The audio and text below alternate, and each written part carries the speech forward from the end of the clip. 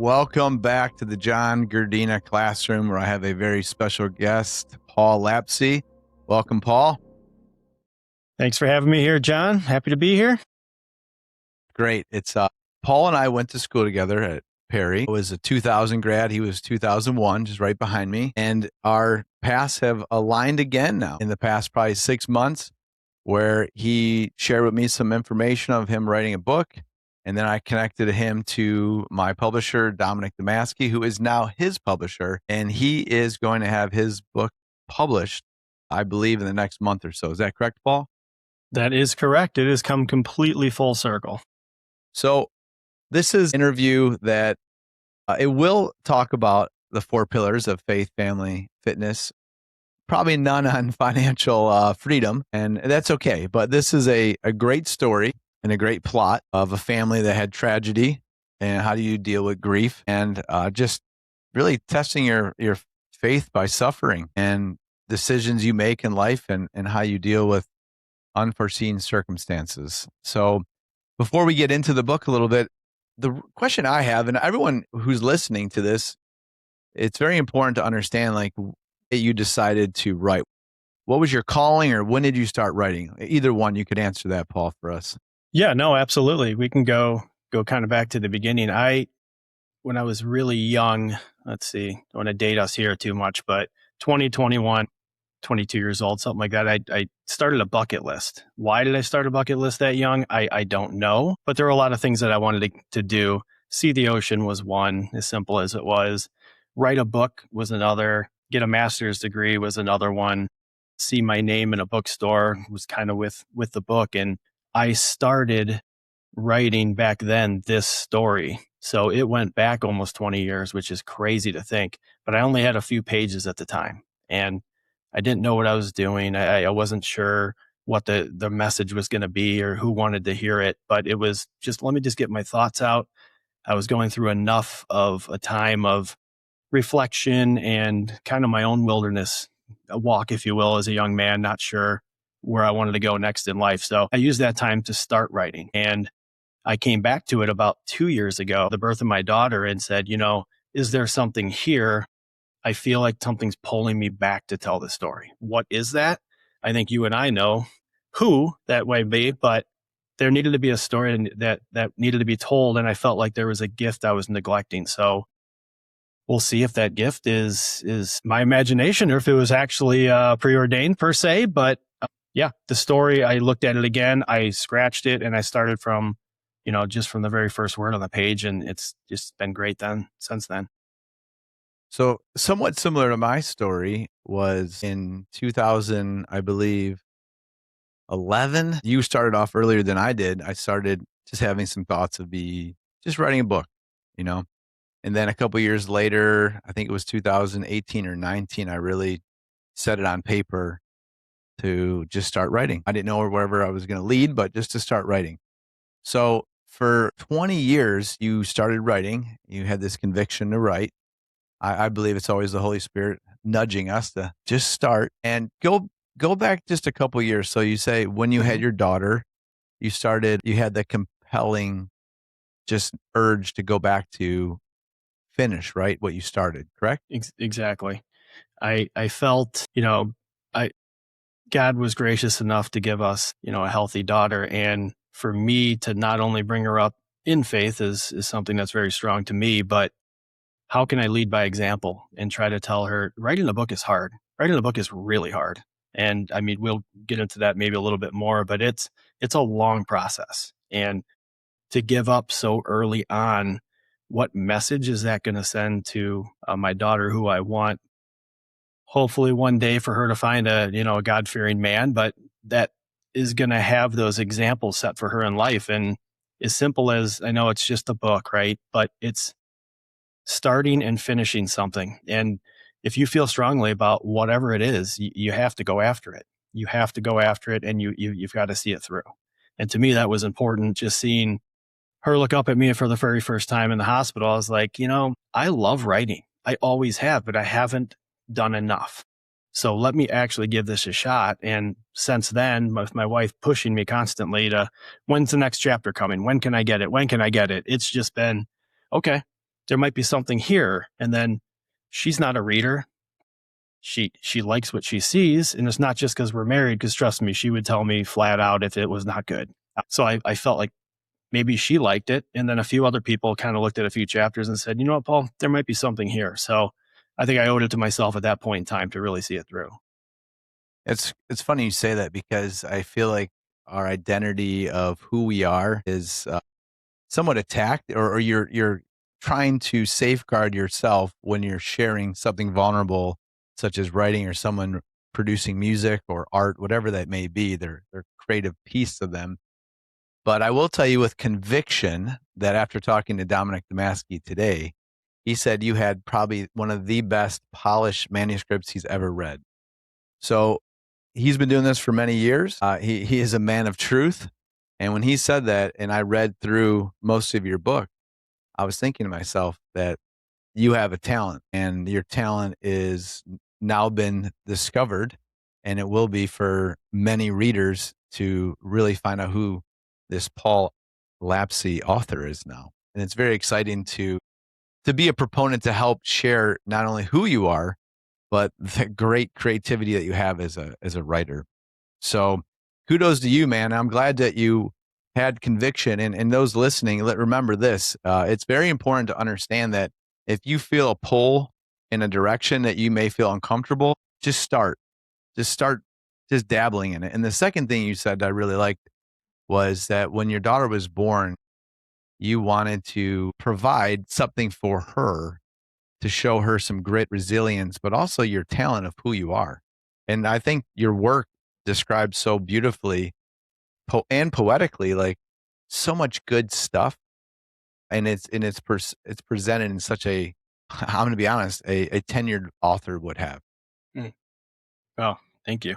Yeah, Thank you. That's it's humbling great. to hear. So let's get into the book. Mm-hmm.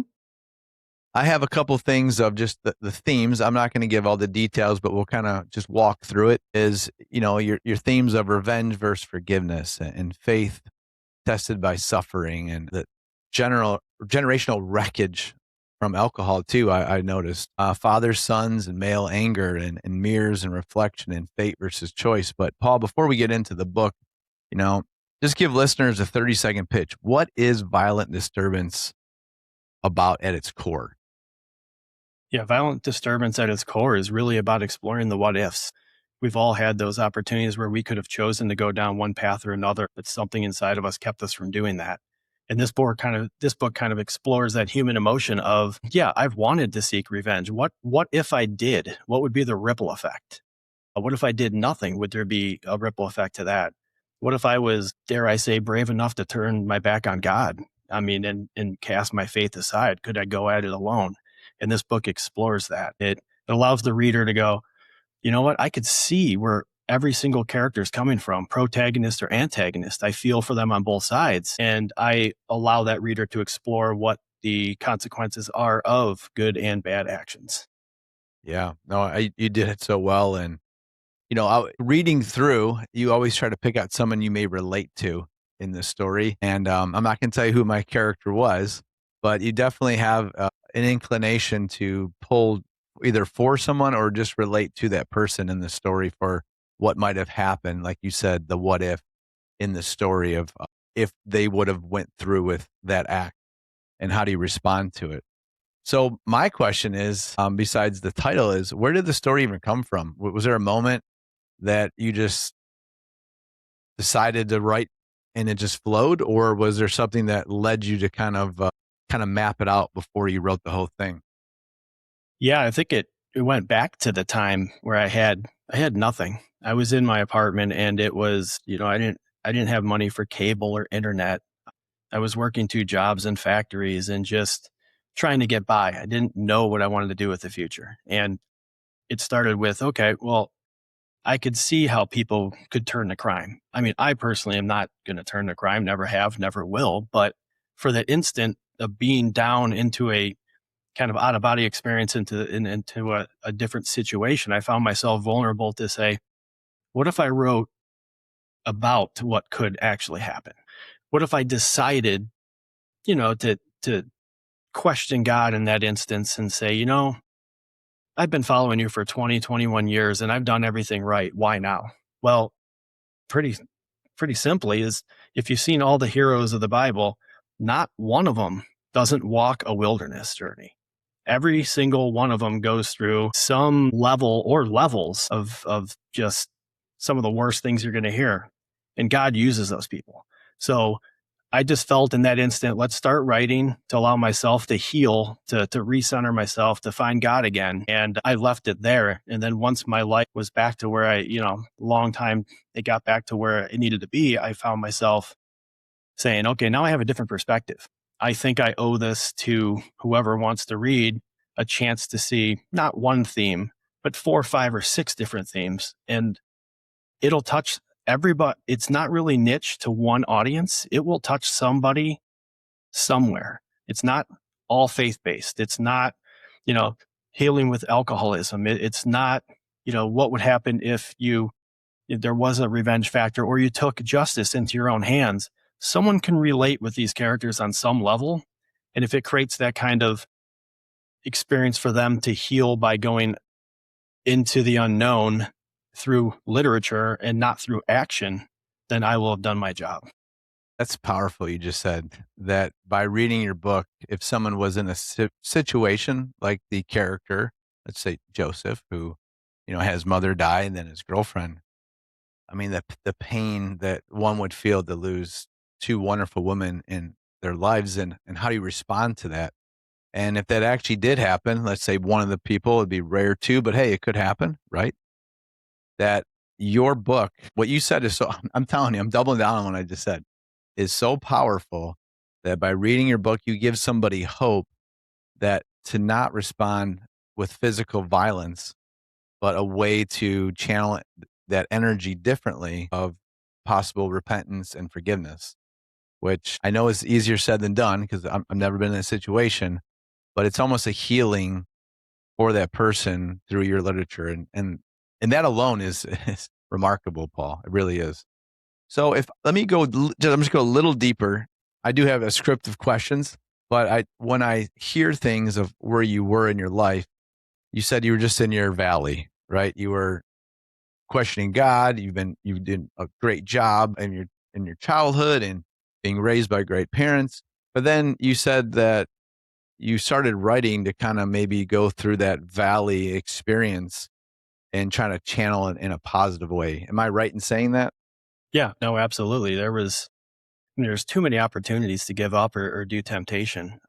Would it have been easier to write a 140,000 word book, or would it have been easier just to go to the fridge and grab a few beers? I mean, it's just, there's simple temptations all around us. And that's part of what navigating life is all about. And especially having faith like myself and in yourself. And the devil's got a funny way of not really a funny way, but makes temptation extremely easy. And especially in present day society and everything else, that temptation's all around you and it's instantaneous. And it takes a certain person with faith to kind of combat that. So yeah, writing allowed me to put what I was feeling inside, excuse me, on paper and not performing those actions myself. Hmm. Man, it's like I said, that's deep how you again channeled what was going on in your life. So I guess I'm going to ask you a question in regards to someone who may not have the faith that we have in Christ, in God. Is your hope that they may be led to God and learn his love, his unconditional love that he has for us, especially his son and his sacrifice for us?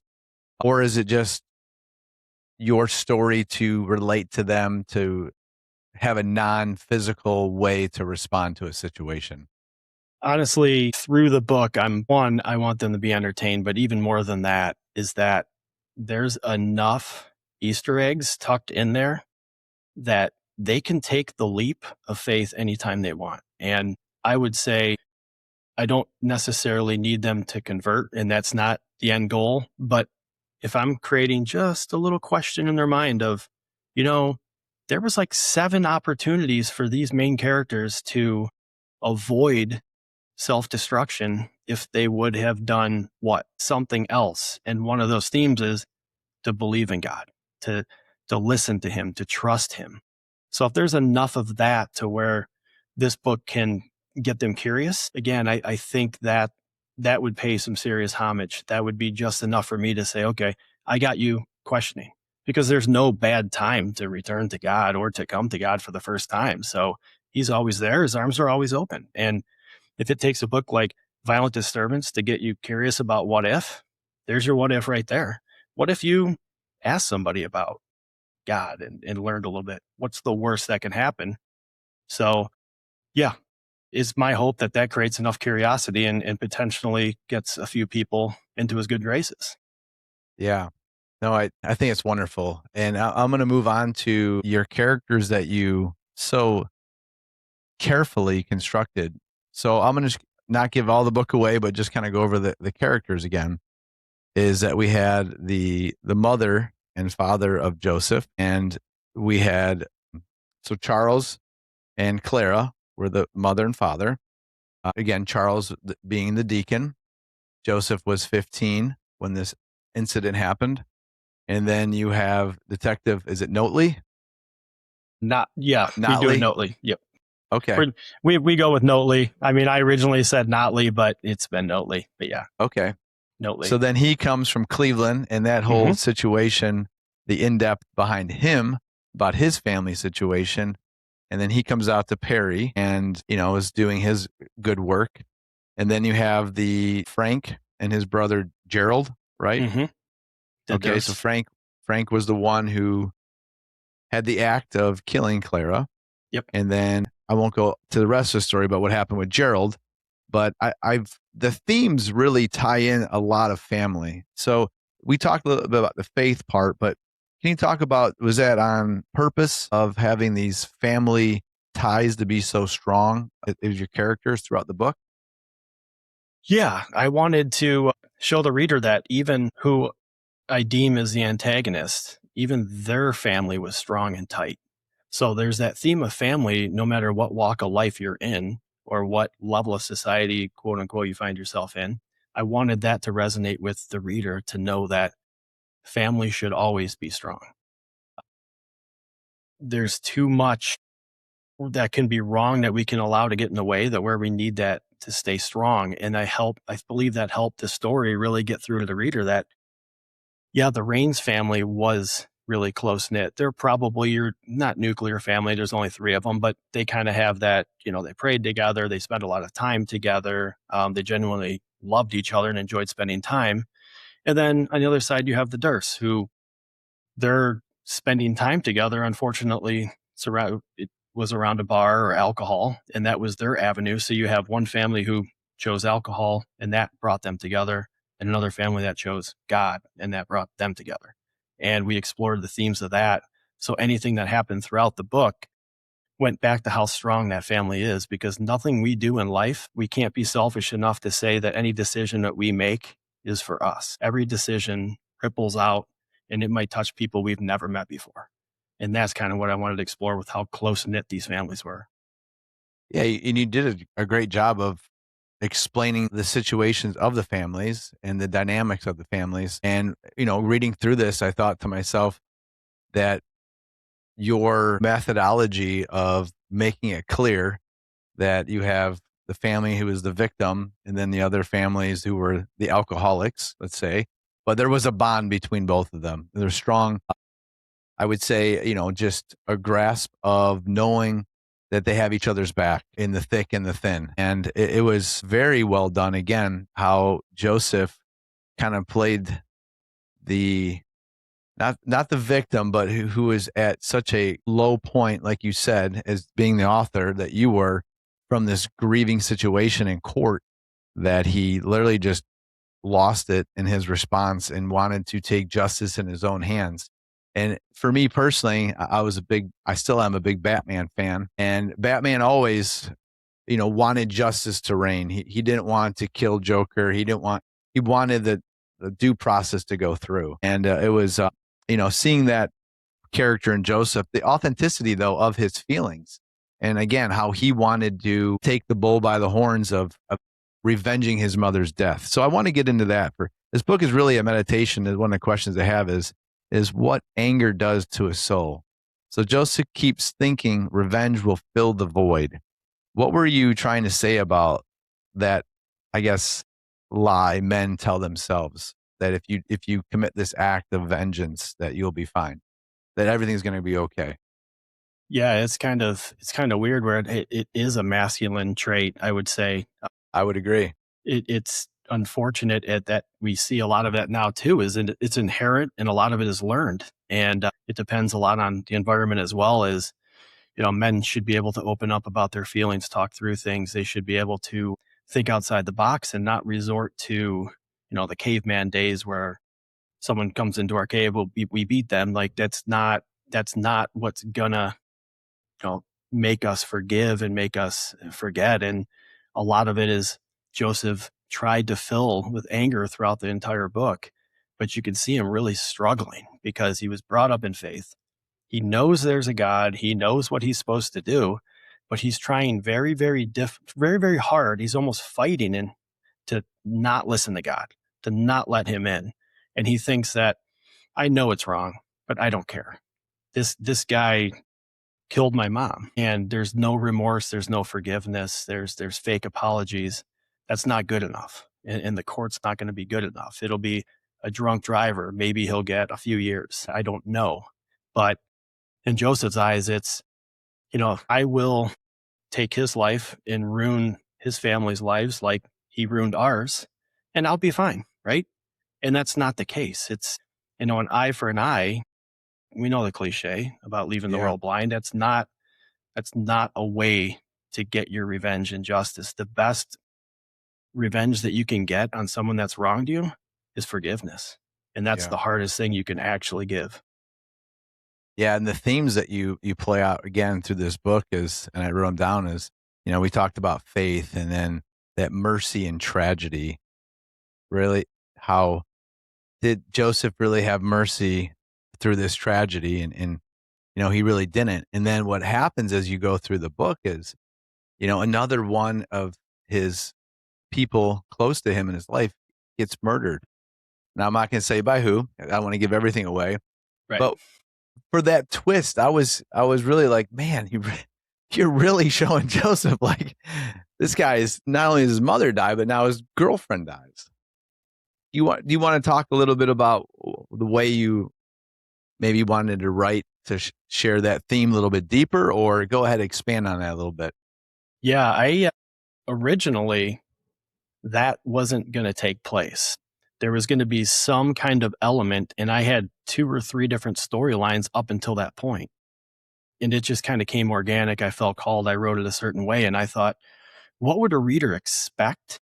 I'm not doing that. That's not me. So a lot of my book you'll see is lull and then change direction, lull, change direction, and it kind of keeps you on your toes. And in this instant, I just wanted to show the reader, and you'll see the theme through it, and even in the end, how much can one person take?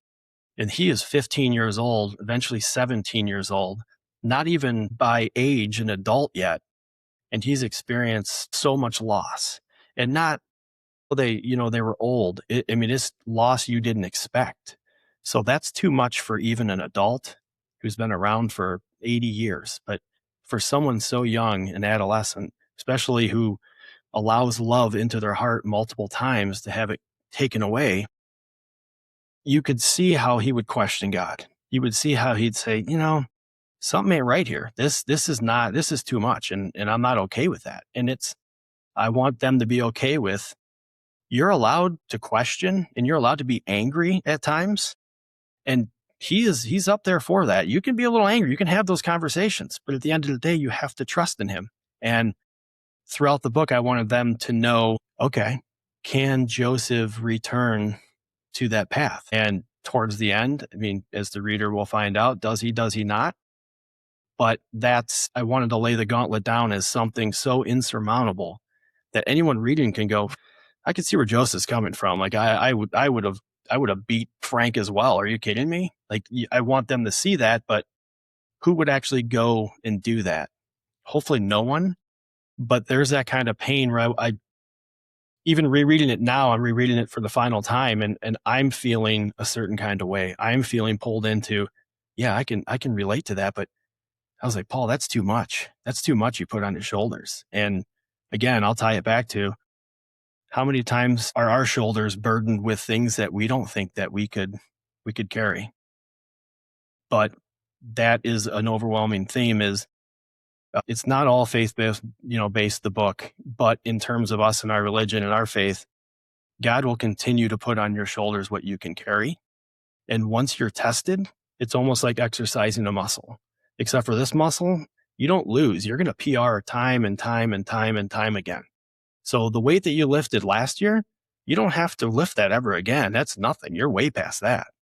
So you're going to keep getting those stones kind of added and you're going to keep being able to handle it. And that's the theme I wanted to explore.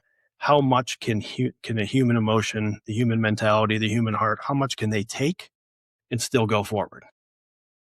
Yeah, it was just we're again reading through it. I'm thinking Joseph's he's getting annihilated, and I put myself in his shoes. Like, what would I do if my birthday, you're a young kid, and you find out your mother was killed?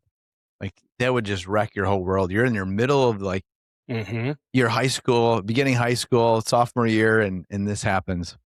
And then, when his girlfriend just 2 years later and she's murdered, I'm thinking to myself, like, this guy is living a life, like you said, that most people would never live with the tragedies that he's went through. So my question about him is, was there something either in your life that was similar to Joseph, or was it something biblically? Because reading through it, I thought of Job. Yep. Those of you who don't know the book of Job, like, Job was stripped of everything but his wife. His family died, his farm. And then through his faith, that God gave him twice as much back. Okay, so it's one of the best stories of exactly I'm referring to Joseph in your book, is how someone could just literally been beat on, and then he physically was beat too, by lesions and just sickness. And his wife's like, curse God. He's like, I'm not going to curse God. I promise I will not. And then God, by his faith, rewarded him. And you said it well too, Paul, that God will never give you more than you can't handle. So my question then again, like I said, was it something in your life that you felt, or was it something that you've read or just been brought up to allow this character to be developed to just withstand this storm of hell on earth of emotions? Yeah, no, absolutely. I mean, a little bit behind the curtain, I was thinking of Job as well when I was writing this is how do I make a modern day younger version of one of the truest and tested individuals in the Bible? I mean, this guy got crushed as you vividly explained. I mean, I don't know if personally I would come back from some of those, but he did. And it paid off. So in my personal life, just I guess a little bit behind the curtain is, in my youth, I had a little bit of depression. There was times where, I lost my job and I got caught up in the housing market that was overinflated predatory loans. And, I lost my house and I didn't know what to do at that point. There were a few weeks where even slept in my Jeep and I just was too afraid to go home or to ask for help. And it was in those moments where I said, okay, God, you took the house, you took the job. What else do I have? What's left? And instead of asking those questions and kind of falling down into a deeper depression or something, I was able to pull myself out. So I see a little bit of myself in Joseph, I would say, because of his justice is a big thing in my life, just like his. I don't think I would go to those lengths in a million years, but yeah, it was losing one thing after another after another. And then when I wrote this character, I said, okay, let's make his loss, times to the X power. Let's Yeah. really ramp it up to where the reader's like, oh, okay, well, his mom got in an accident. No, he now lost his mom and she didn't have cancer. She was literally getting his birthday cake. So in throwing him a surprise party, a corny surprise family party with neighbors over there and just the dumbest thing, right? But it was family and that's what you do with your family. And to have loss in that way, that's really what I wanted to get across. But you hit Job nail on the head. Well, if you know your Bible, you could see parallels. And I was thinking, Those of you who may know the Bible or not, but the two characters of Joseph is obviously Mary's husband. And then you have Joseph, who became second to Pharaoh in Egypt. But he went through tragedy. Like he went through, was in the well, went in prison. So, like you said at the very beginning of this conversation, for everyone just to hear again is, to get to the mountaintop experience of your life, you have to go through the tragedy. And again, why you wrote this book when your daughter was born, and the resilience of saying to her that whatever I start, we need to finish. And you finished it so well. So I want to ask this question just to finish about Joseph or another character or scene was, I was just curious, what was the hardest scene to write, maybe emotionally? And was there one that you were writing and you like literally had to step back because either it got too emotional or it just was an overpowering of a sense of, man, this is heavy, Doc, like from Back to the Future here. Yeah. Without giving it all away, the scene with Joseph's first date, that whole scene, the build up and then the inevitable, I think that was the first time. I mean, and I wrote it, so I knew it was going to happen, but I reread that and I actually cried. It was enough there. The first time I wrote it, I didn't feel what I wanted to feel necessarily. So I went back and rewrote some of it. And then when I read it and I felt tears, I said, okay, now it's ready. And when I was able to share that with my wife and she, who's not overly emotional, which is good because I'm emotional enough for both of us, but she just kind of came into the room and had that look of seriousness to me. And I was like, wow, what did I do? Right. But no, she started breaking down and she's like, that was powerful. That was powerful. And that was probably the most emotional. And then I think the ending will be something that all the readers can really reflect on because I know how I wanted it to go. And I hope the readers will make up their own interpretation, but that was also not easy. That was not easy to end it the way I ended it. Yeah. Well, it's an art. And like I said, it was a beautiful dance of these different themes and families and characters that you definitely pivoted in certain areas to not allow the reader to think this is going to go that way based on things that they have read or watched movie wise. Another question I have is, did any characters surprise you, like go somewhere you didn't plan when we first started writing? Detective Notley, I thought he was just going to be a small character. I really like him. I really like him. I do too. He's not disgraced, but what had happened to him in Cleveland to bring him to Perry and to see his transformation through the book of, overweight, down on his luck, to thinking about his health and making better decisions. But he never lost that mind. It was always that sharp mind he had.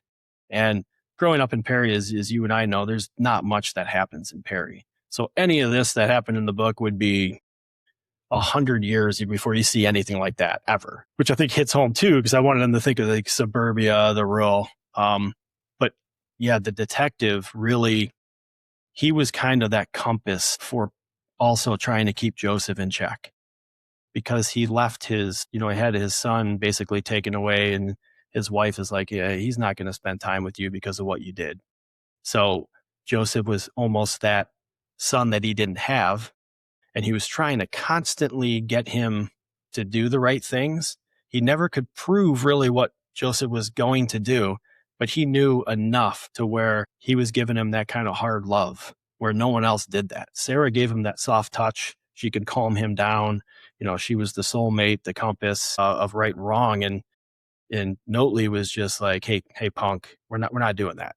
So he was that tough coach who would love you and push you and celebrate your wins and help you learn from your losses. But he would make sure if you stepped out of line, he'd be there also to hold you accountable. So he surprised me to go that far instead of just a detective that was kind of there. He was one of the most integral through the whole thing and even in the ending. So I didn't see him making his way all the way to the end of the book, but I didn't want to lose him halfway through.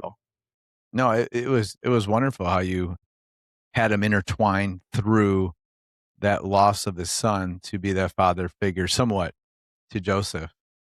And I was thinking to myself, like, your writing style it's so good because it's so in depth. Each character you start to again resonate with, or you start to pull for, or you like, and you just really good. And I guess the question I have is like, what were there any authors or books that shaped maybe your storytelling or writing style?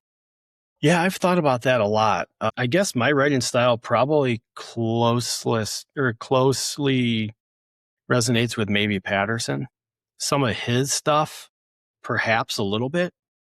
I was actually worried about how far in depth I go with some things.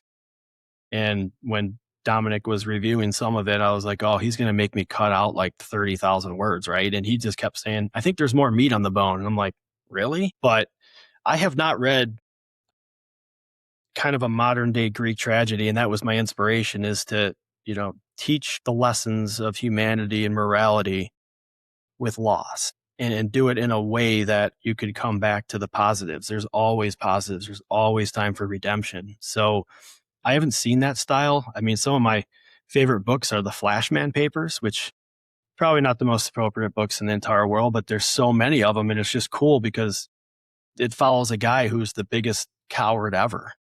And he always ends up on the top of wars, battles, getting medals.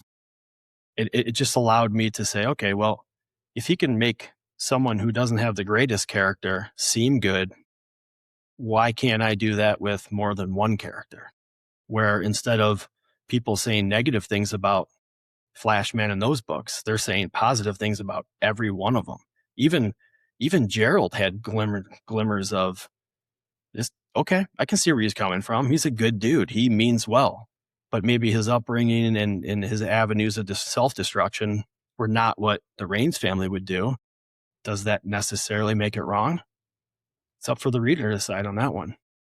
Yeah, no, I agree with you, and I think we always there's two ways you look at it. Some people who have a certain author or authors they follow, they may mimic the way they write, but your writing style is very unique. It's one of a kind, and I mean that, Paul. Thank And you. that's why I really do think that the way you carefully thought about the themes, but also the characters, and like you said about Detective Notley, that they just kind of develop through your writing style. And your writing style, I want to just tap on that real quick, and I think it's very important though. So once you decided to finish the book when your daughter was born, when was your best writing time, and maybe how long did you spend writing per day? Yeah, it took me probably over 2 years to get this first novel done. I wanted to try to write every day, and it wasn't when she was born. I I thought I'd be able to do it a little bit in the morning, at night. I found myself in the twilight hours, the nighttime feedings, because when my wife woke up, I didn't sleep. I would always be there with her. Not much I could do, but I just, for that whole support thing, I just wanted to be part of the whole journey. That's just how I've been since day one. And so I'd be up, I'd be wired up. She can go right back to sleep like in 2 seconds. Me, no, my mind's always going. So I would write from like 2 or 3 in the morning till 5 o'clock, 6 o'clock. And even now I wake up at on the weekends and I'll get up at 4:30, 4:45, have my cup of coffee, look in my garden, and then I come either on the patio or I'll sit here and I'll just start writing. But my goal right now was 500 words a day. I figured at 500 words a day, I could have a novel in X amount of months. It's my process engineer degree right there. That's me thinking, but I've been able to average closer to 1,000, which is a lot. Yeah, it is. It's a little bit of a lofty goal, but I constantly want to push myself. And so, yeah, right now it just depends on the timing. I like really early mornings. I like late at night. Every now and then I found out if I try to write during the day or when it's busy or after I get a couple minutes from my lunch break, I usually get an hour at work. So I can get my 500 words done in an hour if it flows good. Sometimes I reread the paragraphs and they feel rushed and forced. And I won't do that to myself. And I'm sure not going to do that to the readers. Yeah. No, I think one thing that I've noticed too is I operate best in the morning. So like the 5 o'clock a.m. time is the best. I think it's God's way of like putting the world and all the noise away and just having clarity with intention. And if you want to go deeper, I really do believe that the Holy Spirit moves through you, especially when it's quiet in those hours, to allow the best work to be done. So for those people who may not be morning people or late night people, I would just pray about it, honestly, because whether it's writing a book, whether it's starting a podcast, or whatever creative spirit that you have inside of you, I would just recommend start small. And just like Paul has done, he's moved from 500 to 1,000 words. And I would say, and I don't want to put words in your mouth, but it's never easy when you do something, whether it's physical, like working out, but it's a consistency of the reps. And the more you do it, the better you get, even on the days you don't want to sit down and write or work out for that matter. And then you just stick to the plan that sometimes not forcing it, but just being consistent with it allows you to have that growth as a writer, but also as a person. Would you agree on that? And do you want to expand on that, what I just said?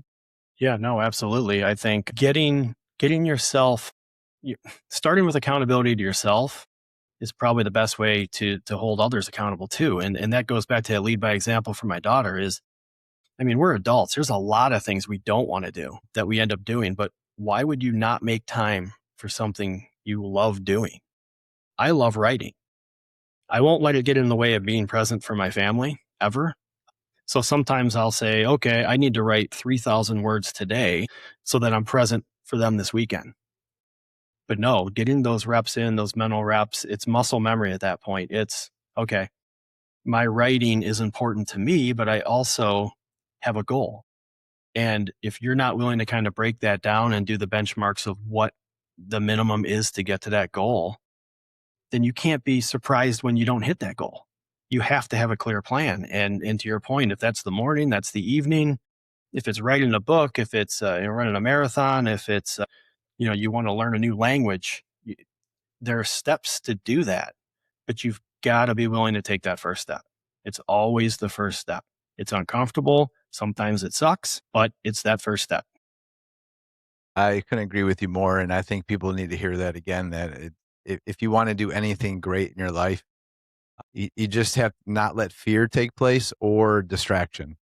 And once you just start, even if it's 5 minutes a day, whatever that thing is, just focus on the one thing and be disciplined to it. Because when you do it, you respect yourself. And as a result, great things come from it. And then that's back to the consistency. And I call it stacking bricks. So like to build your legacy, to build your kingdom, which I don't mean like in the sense of materialistic being a king. I'm saying like to build out what you would like to accomplish. And I always believe for the greater glory of God is that you got to put in the work, and it's not the work just for yourself, but it's actually, I always say your creativity is showcasing God's authenticity of his creativity through you. It's a macro level of looking at it. I think if you look at it selfishly, it's pride sets in that I'm the best at whatever that is, that niche. But if you look at it from a real deep spiritual level, that you're actually allowing God to work through you and showcase the talents he's given you. And that's a beauty. It really is a beauty. And the worst part is most people, they may have that. Everyone has this. And I'll end on this note.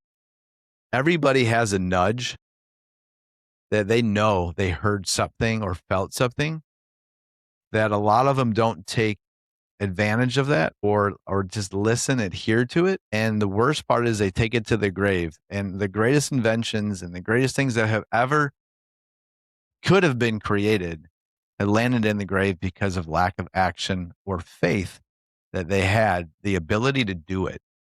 So the Nike slogan is so simple, but it works. Just do it. Like if you feel compelled to do it, like Paul so carefully constructed today in this interview, is just, his why was his daughter and to respect himself and have resilience and to leave something. But it's showcasing his true ability. And he's just getting started. This is the scary part in the positive way, is that you're just getting really started in this movement of your being an author and writing multiple books, which you will. And I have no doubt in my mind that you'll be successful in this. So the one thing I want to conclude with is tell us not the whole journey, but like you're about to launch the book, I believe next month, and just talk to people how the journey maybe has been or the process and how excited you are and what you kind of expect to happen in the next month or so. Yeah, no, absolutely. I mean, that having someone, especially Dominic, with the referral by you, I I had submitted it to other, publishers before, and for first time authors, be very careful out there. Very, very careful. I'll do that as a disclaimer. A lot of vanity publishing out there. They'll publish anything, but they won't care about you the way I feel the experience is with Dominic. It's what I'm getting from there is just so valuable. Find someone that's going to coach you and mentor you, and the things that he adds, it's priceless. So from him reading it the first time and giving me that glimmer of, Paul, this is a clean manuscript. And at first I was like, oh, I don't know this guy from Adam, right? He's trying to sell me, and he wants my money to publish it. And I thought, whatever. But he never pressed me, but he laid it out very specifically. Here's what things that are going to happen, and I'll take this as far as you want to take it. So even from the very first thing, I said, look, I've never written before. I'm wide open. So I told him, bring all the hard criticism. Tell your editor, bring it in. If there's gaps in the story, let's change it. Nothing to me is non-negotiable in the book where I'm not open to having a discussion. But in this process, as an author, you own the message, you own the book. So if you don't want to do something, don't do it. And that's what I liked about this too. But the whole process, you start to see your book come to life. It's cleaned up. It makes sense. The grammar's fixed. The spelling's fixed. You're starting to see the format. I mean, I saw my cover the other day, and I'll tell you what, I got off the phone and I was a little emotional because the cover that I saw was not what I pitched to get done. It's something that I gave them the autonomy to come up with something cool. And she was like, I don't know what he's going to think. And I'll be instantly, it clicked, and it just clicked. And I was like, wow. So to see all this come to life, to write your bio, to take some pictures, and it's just surreal, but it is a journey. It is mentally taxing. You're constantly critiquing your work, and I'm a perfectionist. So to critique myself or to hear someone else critique me, it's like, whoa, come on. Like, I already looked at that. But no, it's being humble. But at the same time, it's acknowledging that, look, this is the process. And in a month, this book's going to come out. I mean, it's never been about the money. Great. I hope it sells 1 million copies. I hope everyone listening buys a copy, obviously. But I didn't do that to be a millionaire author. I mean, those are rare anyhow. But I did it to really just to get the book out, to offer humanity the chance to read a story in a way they haven't seen before, or at least I haven't seen before. So bring something authentic to the table. In a month, you're going to see it. And it kickstarted something in me. I mean, even this journey, as is your point, is I was going to stop, but a week after, I already had a different storyline in my head, and I'm 85,000 words into that. So and that's from April 5th. It's organic. It just flows. And I love the way the story was going. I was told to keep it around 100. Sorry, Dom, that's not happening. It's going to be another long one like this, but I love it. I love how I feel inside. It's just a calling that, I mean, even at 43 years old, you said just start. Okay, 2 years ago, I started. I was 41. Big deal. 20 years ago, I should have been writing. I could have been writing. I wasn't ready. God didn't have me ready, but he put me through the ringer the last 20 years, and now I'm ready. So let's have some fun. Let's push this forward, and let's just keep writing. Because I feel like there's enough good messaging there that people are going to get enjoyment from it. And it's really going to bring in some thought and some reflection. And to your point, if it brings somebody to think a certain way and they take 10% of that book and maybe they find something that I don't even know, I didn't mean, good. I brought something new that they didn't experience before. So yeah, sorry, I rambled on and on, but basically, the journey is crazy and it's not over yet. I'm finishing my final reading now, and I've added more details in that I thought needed cleaned up. So I'll have that through we're looking at about 3 or 4 weeks, and this thing's going to hit. It'll be everywhere, be on, Amazon, Barnes and Noble, all your big book retailers. We'll start online there. I've got some contacts actually overseas in England, so I'll be talking to them as well and see if we can just get some of it out there in some local book clubs and whatever else. But hopefully we'll have a kickoff party for the book, which if you follow me at Paul Hlabse Official on Instagram, I'll have a way to, invite everybody there. You're more than welcome if you're in the area, stop on by and celebrate this. But yeah, this is out of my comfort zone. I am becoming somewhat comfortable with the uncomfortable, for John's words, but it's a process. I didn't think I'd have a headset, a mic, and everything else going into this. I just wanted to write and be done. But I'm all here for it. Let's do it.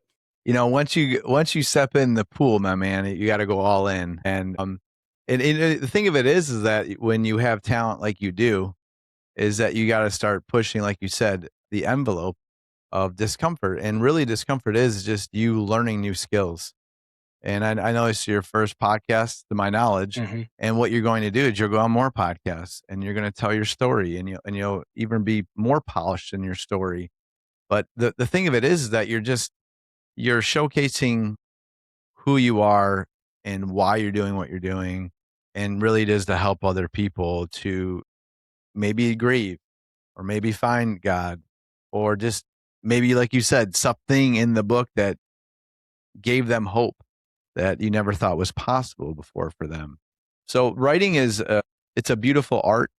And it's really awesome to see your final copy, because when you get it in the mail and you've opened it up for the first time, it's like Christmas Day, your favorite present, but times 100, because it's something you've put so much time and effort into that you just can't resist of just the emotions of just pour out of you. And when my first book was published, Freedom to Ascend, I was 40 years old, and I had a birthday party, and it came the day before, and it was like God's timing. So I'll end on this for everybody. Once his book comes out next month, I'm going to help out the best I can for him to be strategic in showing and sharing clips from this and other ways and avenues for him to just showcase who he is as an author, and for people to find really a gem of an author who is just being born to this space. And the passion I would say to you, Paul, is that just never stop doing what you feel is right. And there'll be days down the road where you feel like, man, I don't know if I'm a good writer or not. I'm going to tell you to stop that thought process immediately. I'm being 100% serious when I say this. Stop and know that you're building something great every single day you write. And it's not literally the million copies you'll sell. It's the journey of helping others through your unique style of writing. And that's the biggest message I have for everyone today is, you have this violent disturbance that happens in a court scene. But really what Paul's showing everybody is that, at times we have to respond correctly. And I think for everyone listening, it's so important to respond to the call that I believe God has given you. And learning through this story that he has so magnificently put together it should ignite something in you, whether it's grieving or whether it's hope, to start maybe a new path in your life to become the person that God's called you to be. And it's beautiful, man. I'm excited to have it in my hand as well, and to help share it to the world as well. Just reconnecting with you to be inspired by, I know your listeners know the 4 pillars. I mean, I knew them. I've seen them. I hear about them. You post about them. I love it. I love it because I think every man should at least 3 of them. At least 3 of them, at the very least, they should have as part of their life. So to be on this, to work with you, to get the message out there and to talk again has just been fantastic, man. I really owe you. This is great. This has been awesome. Yeah. Well, I know one of my things that I know I have been so blessed with is to help people transform who they are into who God has called them to be. And you're in alignment right now of who you're supposed to be and being the father figure in your life. And I mean, it's just so important to showcase to your daughter and to your family that, again, I'll say this again, that you are a gifted writer, and it's to help others transform their lives. And that's a beautiful thing to have, to be honest. Thank you for saying that. Mm-hmm. Well, everyone, follow him on Instagram. I'll put everything in the show notes. Paul, it's been a blessing to have you on. I'm just fortunate to reconnect with you, and I wish you nothing but the best in your career as an author, my man. No, I appreciate that. Learning from the best, buddy. Hey, if I can do it, anyone could do it. It's just There you go. consistent. It's consistency and belief that you have a gift and you follow through with it. That's really being an obedient servant. Really, it's honestly is what it is. So, all right, everyone. I appreciate your time listening to Paul and his new book, and we'll catch you in the next podcast. Love you guys. Stay blessed by the best.